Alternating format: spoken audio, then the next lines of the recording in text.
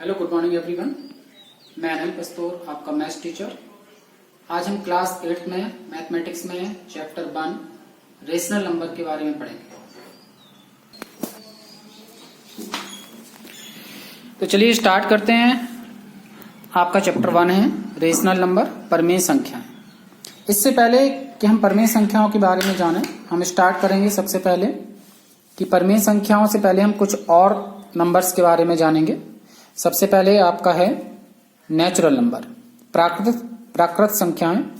Natural number क्या होते हैं? ऐसी संख्याएं जिनके द्वारा हम काउंटिंग करते हैं, जैसे 1 2 3 4 5 6 एंड अप टू इनफाइनाइट।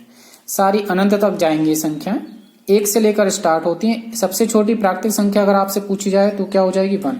और सबसे बड़ी पूछी जाए तो हम उसे ज्ञात नहीं कर सकते। इसी प्रकार से देखें, नेक्स्ट आएगा पूर्ण संख्याएं। पूर्ण संख्याएं जिन्हें इंग्लिश में होल नंबर्स कहते हैं, कहां से स्टार्ट होंगी? 0 से। 0 1 2 3 4 5 and up to dot dot infinite. तो 0 सबसे छोटी पूर्ण संख्या पूछी जाएगी तो 0, और सबसे बड़ी ज्ञात नहीं की जा सकती। इसी प्रकार से आएंगे हम थर्ड पर, पूर्णांक संख्याएं जिन्हें इंग्लिश में इंटीजर्स बोलते हैं। इंटीजर्स क्या होते हैं? आपकी 0 1 2 3 and up to plus infinite, and -1 -2 -3 and up to minus infinite. जो -1 से लेकर जितने भी नेगेटिव इंटीजर्स होते हैं उन्हें हम क्या बोलते हैं? नेगेटिव ऋणात्मक पूर्णांक या नेगेटिव इंटीजर्स कहते हैं। और जो 1 से लेकर इन्फिनिटी तक की जो संख्याएं होती हैं उन्हें क्या बोलते हैं? धनात्मक पूर्णांक अर्थात पॉजिटिव इंटीजर्स कहते हैं। अब इसके बाद आएंगे आप परमेय संख्याएं, रेशनल नंबर पर आएंगे। तो वे संख्याएं जिन्हें हम P/Q के रूप में लिख सकते हैं, ऐसी संख्याएं जिन्हें P/Q के रूप में लिखा जा सकता है जहां Q नॉट इक्वल टू 0 और P तथा Q दोनों कैसी संख्याएं हैं? पूर्णांक संख्याएं। दोनों कैसी संख्याएं हैं? पूर्णांक संख्याएं हैं। एग्जाम्पल 2/5, 0/1, 7/5 आदि। यहां पर एक नोट और लिखना है आपको कि 1/0 परमेय संख्या नहीं है। क्यों नहीं है? देखिए हमने क्या लिखा? Q not equal to 0। Q कहां लिखा? हर में। यहाँ हर क्या आ गया? 0। तो परमेय संख्या भी नहीं होगी, अपरमेय संख्या भी नहीं होगी, मतलब अपरिभाषित हो जाएगी, जिसे हम परिभाषित नहीं कर सकते हैं। अब देखें, प्राकृतिक संख्याएं, पूर्ण संख्याएं, पूर्णांक संख्याएं सभी परमेय संख्याएं होती हैं। जो आपने ऊपर जितने भी नंबर पढ़ रखे हैं सभी परमेय संख्याएं। कहेंगे कैसे परमेय संख्याएं? तो P/Q के रूप में। हमने 5 ले लिया तो 5 को हम क्या लिख सकते हैं? जैसे 5/4 लिख दिया। क्या लिख दिया? 5/1 लिख दिया। 5 में 1 से भाग करिए आप, 5/1 लिख दिया। 5 में 1 से डिवाइड करिए, 5 ही तो आएगा। तो 5/1 कैसी संख्या होगी? परमेय। क्यों? किस फॉर्म में आ गई है? P/Q के फॉर्म में। ओके, चलिए नेक्स्ट आगे।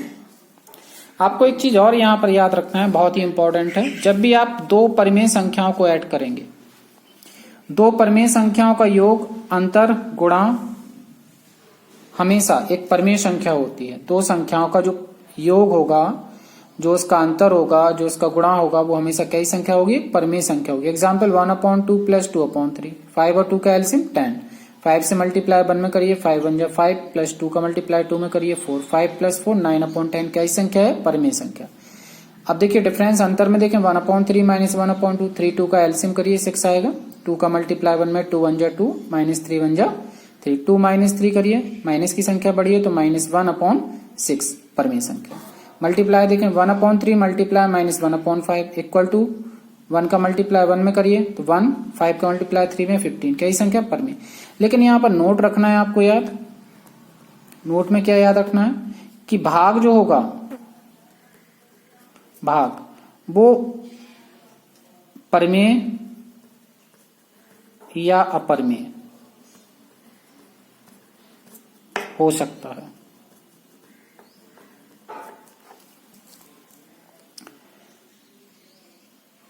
परमेय हो भी सकता है, ठीक है। भाग जो होगा वो परमेय भी हो सकता है, या फिर आपका जो भाग है, अपरमेय नहीं लिखेंगे, सॉरी, ठीक है। परमेय हो सकता है, हो सकता है, यह आवश्यक नहीं कि हमेशा ही ऐसा हो, ठीक है। चलिए अब देखिए कुछ नियम है। नियम क्या है आपका? सबसे पहला नियम है क्रम विनिमय नियम।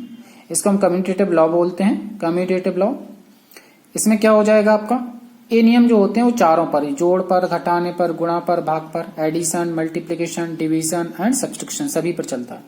तो a प्लस बी बराबर b प्लस ए। आप जैसे 2 में 3 को ऐड करें, यहाँ पर हमने एग्जाम्पल ले लिया 2 प्लस 3, या आप 3 प्लस 2 लिखो तो 2 प्लस 3 कितना हो जाएगा 5, और 3 प्लस 2 भी कितना होगा 5। दोनों इक्वल आ गए LHS इक्वल टू RHS, तो ये नियम हमेशा सत्य होगा, चाहे वो पूर्णांक संख्याओं के लिए कहें, चाहे प्राकृतिक संख्याओं के लिए कहें, चाहे आपकी परिमेय संख्याओं के लिए कहें। लेकिन अंतर का नियम ऐसा नहीं होता। अंतर का नियम कैसा होता है? क्रमन्वय नियम अंतर के नियम का पालन नहीं करता। a minus B B minus A, कैसे हमने 2 माइनस 3 कर दिया और यहाँ 3 माइनस 2 कर दिया, यहाँ 2 में से 3 माइनस करिए माइनस 1 आएगा, 3 में से 2 प्लस 1 आएगा। क्या ये बराबर है? ये बराबर नहीं है, तो हम कह सकते हैं कि ये नियम कैसा है? असत्य है। तो केवल a प्लस बी याद रखना है आपको कि योग का नियम और गुणा का नियम, ये दोनों नियम क्या होते हैं? क्रमन्वय नियम सत्य होते हैं, बाकी असत्य होते हैं। इसी प्रकार सहायचर नियम क्या होते हैं? हम 3 संख्याएं ले लेंगे। 3 संख्याएं क्या? a b c, तो गुणा में भी a गुणा b गुणा c बराबर a गुणा b गुणा c। सहायचर नियम में केवल ब्रैकेट चेंज होता है, ठीक है, एसोसिएटिव लॉ बोलते हैं। a मल्टीप्लाई पहले b c का मल्टीप्लाई, जो संख्या है उसमें a का मल्टीप्लाई। यहाँ पहले a मल्टीप्लाई b करेंगे, फिर जो भी नंबर आएगा उसमें c का मल्टीप्लाई, दोनों बराबर आएंगे। इसी प्रकार एडिशन में भी क्या होता है? सहायचर नियम सत्य होता है। तो यहाँ पर ये दोनों ही नियम कैसे होंगे? सत्य होंगे। चलिए, अभियोगात्मक तत्समक एडिटिव आइडेंटिटी, इसी को योज्य तत्समक भी बोलते हैं। तो ऐसी संख्या जो किसी भी संख्या में जोड़ने पर वही संख्या दे, जैसे 5 में 0 को ऐड करिए तो क्या मिला 5, तो हमने क्या किया 5 में 0 को जोड़ा 5। तो ऐसी संख्या जो किसी भी संख्या में हमने 5 में 0 को जोड़ा वही संख्या, तो 5 ही मिल रहा है। वापस 7 प्लस 0 करो या 0 प्लस 7 करो तो भी क्या मिल रहा है हमें? 7। तो 0 क्या कहलाएगा यहाँ पर? योगात्मक तत्समक। 0 को क्या बोलते हैं? योगात्मक तत्समक। चलिए, इसके बाद नेक्स्ट आ जाइए आप लोग, गुणात्मक तत्समक पर आ जाइए। गुणात्मक तत्समक देखिए क्या होता है? मल्टीप्लीकेटिव आइडेंटिटी क्या होती है आपकी? वह संख्या जिसका गुणा किसी भी संख्या में करने पर वही संख्या प्राप्त हो। अब वहां पर जोड़ने पर वही संख्या या गुणा करने पर, तो एक ही संख्या 1 का गुणा किसी में करो हमेशा वही संख्या, जैसे 5 मल्टीप्लाई 1 तो 5, 7 मल्टीप्लाई 1 तो 7। तो इसका मतलब हो गया कि 1 जो होगा वो आपका कौन सा आइडेंटिटी होगी? गुणात्मक, मतलब मल्टीप्लिकेटिव आइडेंटिटी। एक को हम क्या बोलते हैं? गुणात्मक तत्समक कहते हैं। इसके बाद आइए योज्य प्रतिलोम एडिटिव इनवर्स। तो ऐसी संख्या जिसमें हम ऐसी संख्या जिसमें हमारे पास अगर कोई नंबर है उसमें हम एक ऐसा नंबर वो जोड़ें कि वो 0 मिल जाए।